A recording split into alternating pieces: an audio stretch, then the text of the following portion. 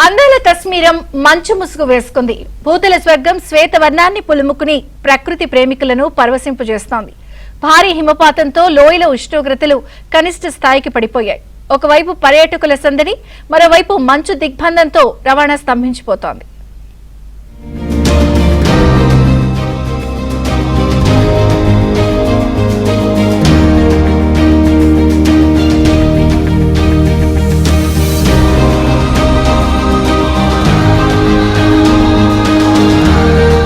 అందాల కశ్మీరం మంచు దుప్పటి కప్పుకుంది. ప్రకృతి కాంత తెల్లని మంచు చీరను కట్టుకొని సరికొత్త సొగసులను అద్దుకున్నట్లుగా లోయ అంతటా పాలకడలిని తలపిస్తోంది. గత 2 రోజులుగా కురుస్తున్న ఏకదాటి హిమపాతంతో కశ్మీర్ పరిసర ప్రాంతాలైన దోడా, సిమ్లా, మనాలి ప్రాంతాలు సరికొత్త అందాలను రంగరించుకున్నాయి. మంచు మేఘాలు కొండలను తాకుతున్న దృశ్యాలు పర్యాటకులను మంత్రముగ్ధులను చేస్తున్నాయి. ఇల్లు, చెట్లు, రహదారులన్నీ మంచు ముద్దలుగా మారిపోయి భూతల స్వర్గాన్ని కళ్ల ముందుంచుతున్నాయి.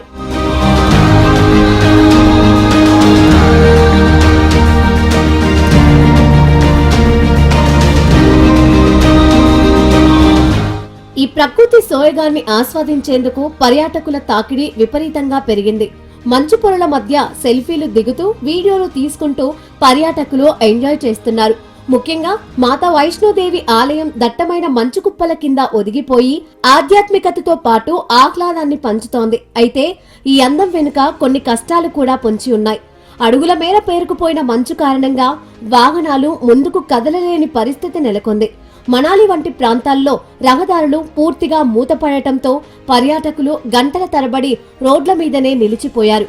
ప్రతికూల వాతావరణం జనజీవనాన్ని ఇబ్బందుల్లోకి నెట్టినా ఆ శ్వేతవర్ణపు అందాలను చూసి జనం తన్మయత్వంలో మునిగిపోతున్నారు.